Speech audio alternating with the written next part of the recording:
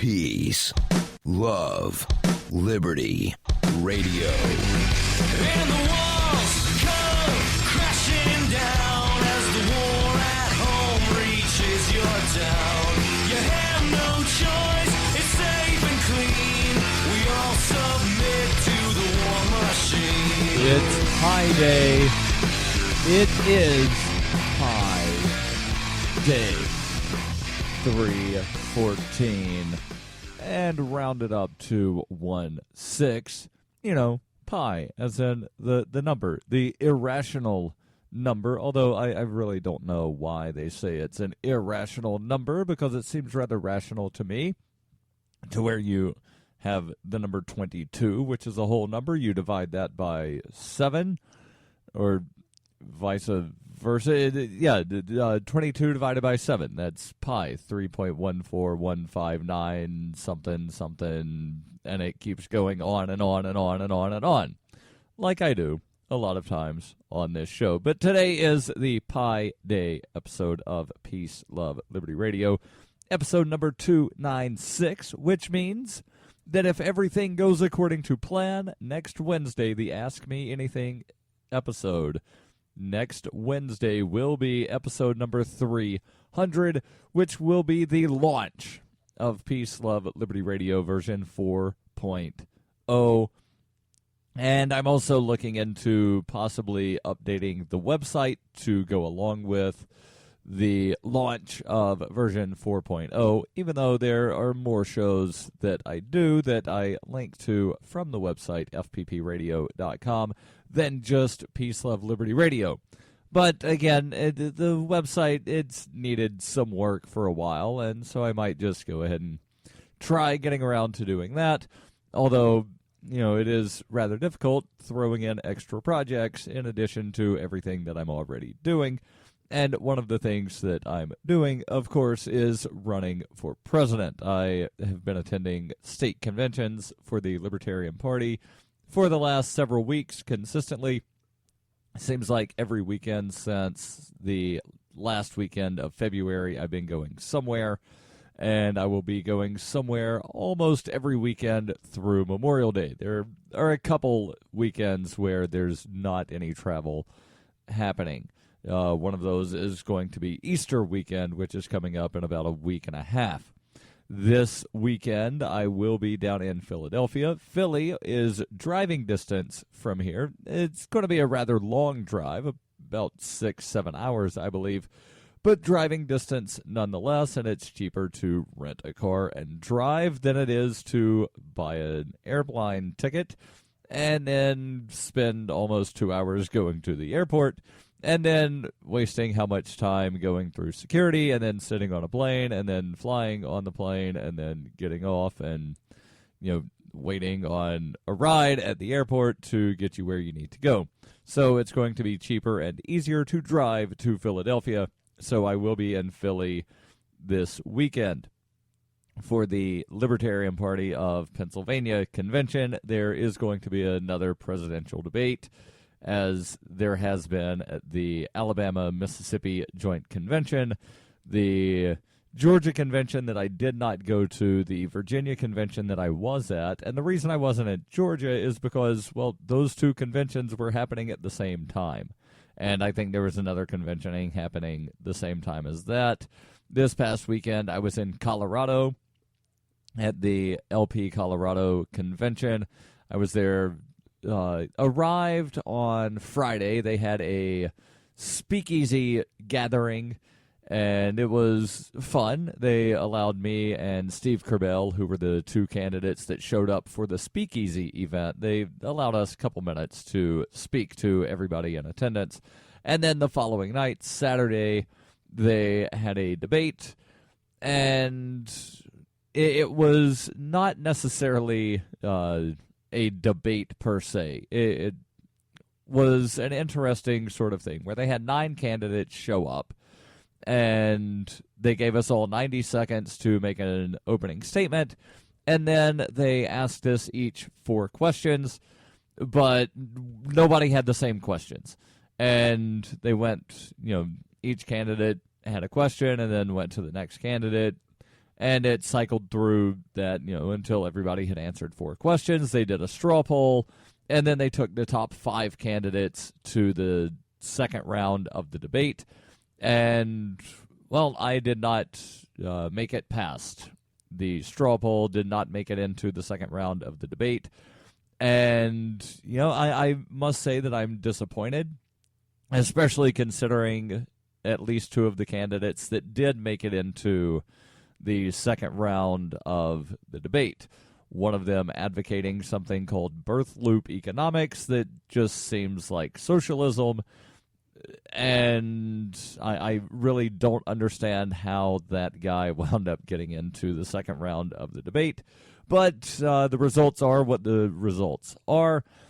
I am not going to be discouraged. I will continue with the campaign and continue on through at least through the National Convention in Orlando over Memorial Day weekend, if not all the way to November. Because, again, my goal of my campaign, or rather one of the goals of my campaign, is to promote the ideas of liberty as boldly and as loudly as possible, as often as possible, and to give as many people as possible the chance to vote for an actual libertarian come November. Which means, obviously, I am going to do everything I can to make sure that there's an actual libertarian voice in the presidential election for the general election, not simply in the primaries. But again, that's happening, and I'll be giving updates on my various travels. And speaking of updates on the travels, before I tell you about my interesting return home from Colorado, I want to make sure that I mention that I am doing a Pi Day fundraiser, trying to raise 1.14159 Bitcoin on Pi Day. And I would go more characters into pi, but then you get into weird, rounding errors that happen weirdly. And you can do up to 8 digits of Bitcoin anyway. So let's do 3.14159 Bitcoin on Pi Day. Go to darrylwperry.com/donate to make your donations. And as I have been doing on various other fundraisers, I will have the little ticker bar showing how much has been raised. So let me talk about what happened on my return home yesterday. So, as I said, I did not stick around for part 2 of the debate in Colorado Saturday night, partly because I figured I'll go ahead and get to the airport because I've got a flight that leaves at 12:30 in the morning. And the debate started a little later than was anticipated. So it actually worked out that I did not make it into the second round of the debate, because after I got to the airport and discovered that one of the 2 large security check-in areas was closed, and I went over to the other one, and I stood in line for probably 20 minutes or so. By the time I got through security, got onto the train that I had to wait about 5 minutes for, and then get to the gate, there was probably only about 20-25 minutes before the plane started boarding. So had I been in the second part of the debate, I probably would have missed my flight. But that might not have necessarily been the worst thing. I'll explain what happened after I got on the flight out of Colorado Springs when we come back on Peace, Love, Liberty Radio. When her plush and comfy life suddenly and unexpectedly fell apart, Brooke and her dog Cloud set out to defy the odds. If this is a man's world, as they say, living on the streets is no place for a young woman. One day she awoke in the redwood forest and realized she had become a hobo, and would ultimately come to know exactly what it means to survive. How to Be a Hobo by Brooke Willett is available from Amazon.com and all major bookstores. Hey, this is Michael Dean from the Freedom Fiends radio show. I've been working with computer programmer Derek Slopey to create Fiend Phone. I'm using Fiend Phone right now to talk with and record one of my co-hosts in real time. Take it, Davi. Hey, this is Davi Barker, and I'm 1,000 miles away from Michael, but we sound like we're in the same room. We sure do, Davi. So, Davi, please tell the nice people more about Fiend Phone. Fiend Phone is free, open-source software that opens up a global world of possibilities for collaborative, high-quality remote voice media production, and I'm digging it.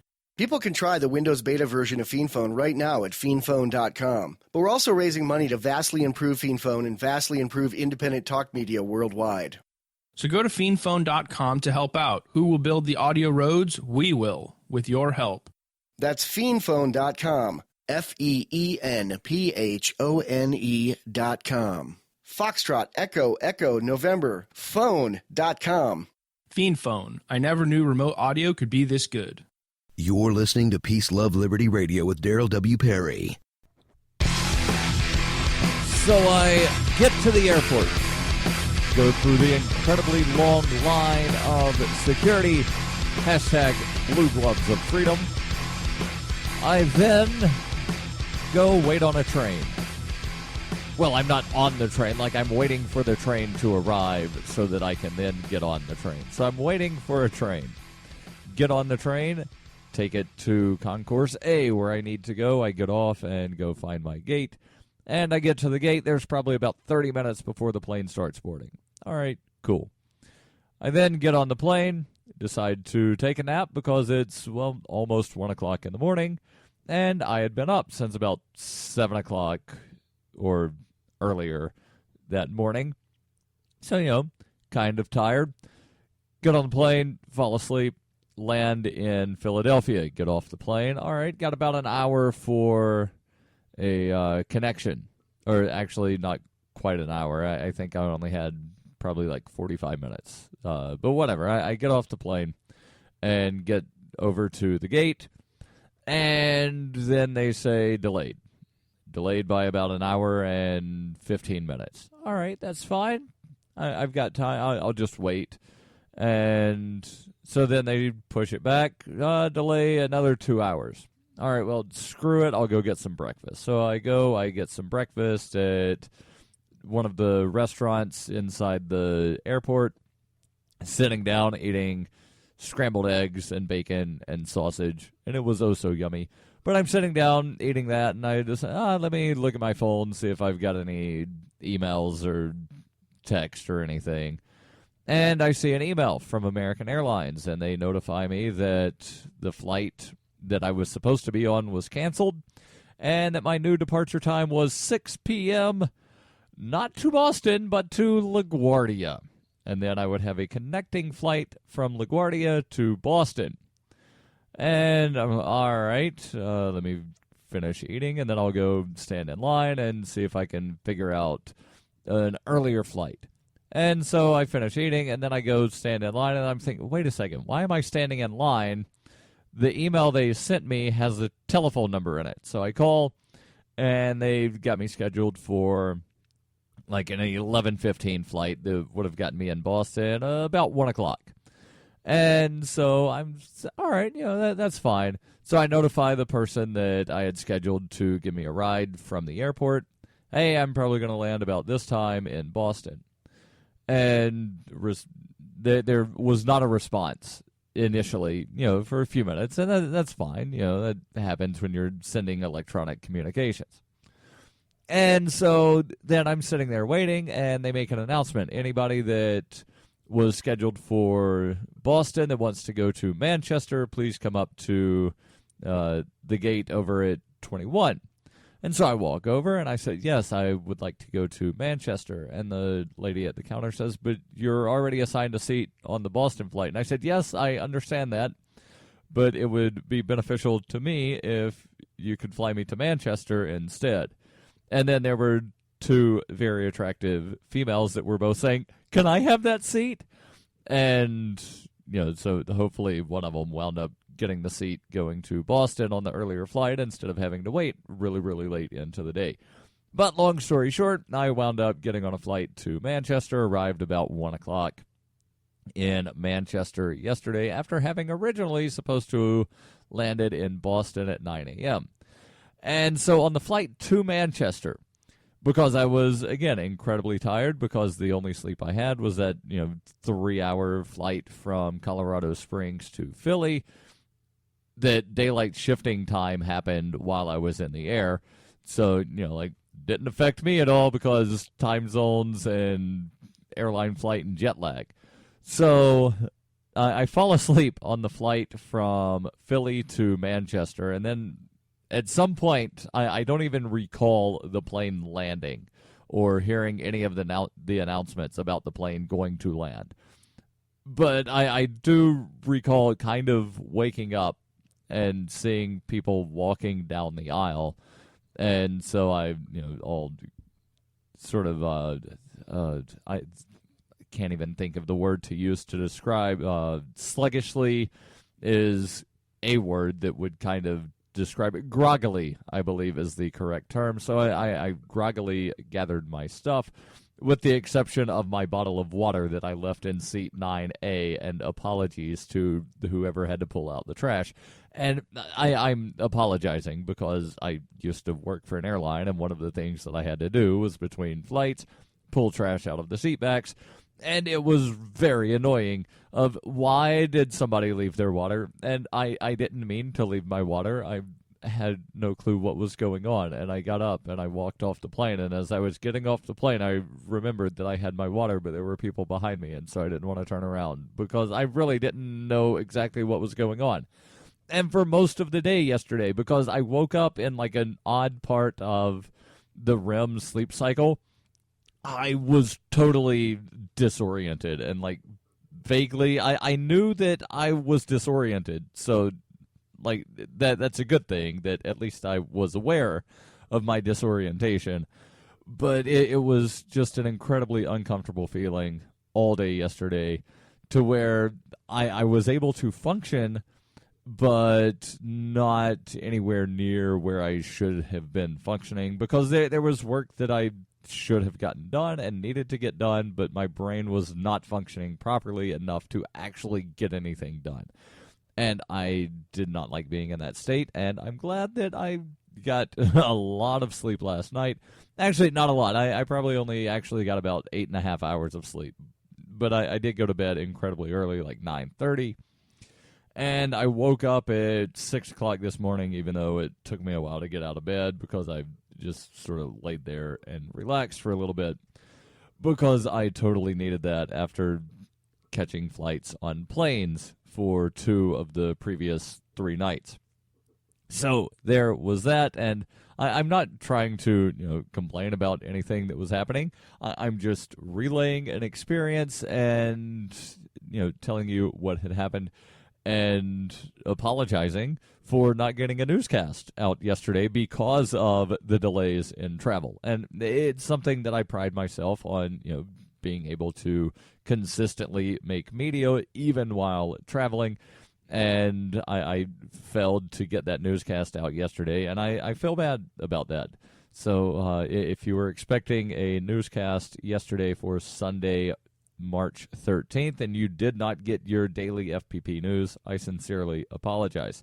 Now, let me jump into some of the news instead of just me sitting here talking about, me. There's a story that I saw the headline last night, and on the one hand, it was somewhat shocking, but at the same time, not unexpected, if that makes any sense. Headline: U.S. police escape federal charges in 96% of rights cases. Now, when I first saw that, it did not really surprise me. But I was shocked that, it was that low. I figured it would have been about 99%. But then I reread it, and the key word is charges, not conviction. The story comes from Reuters, and it's based on an investigation done by the Pittsburgh Tribune Review, and I will jump into this in just a moment here on Peace, Love, Liberty Radio, online at fppradio.com. Stay tuned. During the 2013 Porcupine Freedom Festival, Davy Barker presented an idea for a renegade psychological experiment. Since then, he has refined his idea and put his plan and research into writing. He explains, "We aim to show the world beyond a shadow of a doubt that power corrupts absolutely and corrupt authority deserves no obedience." Authoritarian Sociopathy is available from Amazon.com and all major bookstores. Are you tired of governments murdering people around the world? Stop using their money. There is an alternative. Bitcoin is a stateless, free market, non-political currency. Bitcoin cannot be inflated or controlled by any government. By using their money, you are helping the state. Stop doing it. You have an incredible alternative available now. Learn it, use it, spread it. Get started with Bitcoin at weusecoins.com. That's weusecoins.com. It is the year 91,001 BCE.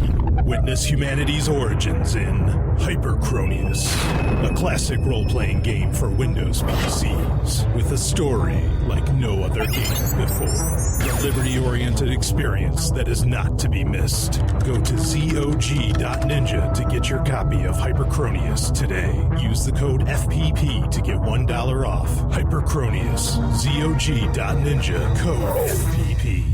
You're listening to Peace, Love, Liberty Radio, online at fppradio.com. Before I jump into the story about police escaping charges in 96% of rights violation cases, I want to make sure that I tell you a way that you can keep your money in the free market. That is, if you use free market money. You do use and promote Bitcoin as an alternative in a fiat-centric world, right? If so, then you need Spend-A-Bit in your arsenal. Spend-A-Bit is the search engine for things you can buy with Bitcoin. Spend-A-Bit aggregates millions of products from thousands of Bitcoin-enabled merchants. Keep your money in the free economy. Spend-A-Bit. Use my affiliate link, spendabit.fppradio.com. And if you're a Bitcoin-accepting merchant, ask about their merchant suite to reach even more customers. spendabit.fppradio.com. So the story again from Reuters, based on an investigation done by the Pittsburgh Tribune Review, found that federal prosecutors declined to bring charges against law enforcement in the United States that were facing allegations of civil rights violations in 96% of such cases between 1995 and 2015. The newspaper examined nearly 3 million Justice Department records related to how the department's 94 U.S. attorneys' offices across the country and in U.S. territories, including Puerto Rico, handled civil rights cases against officers. The data included cases referred to the Justice Department by the FBI and other agencies, as well as investigations that prosecutors opened on their own.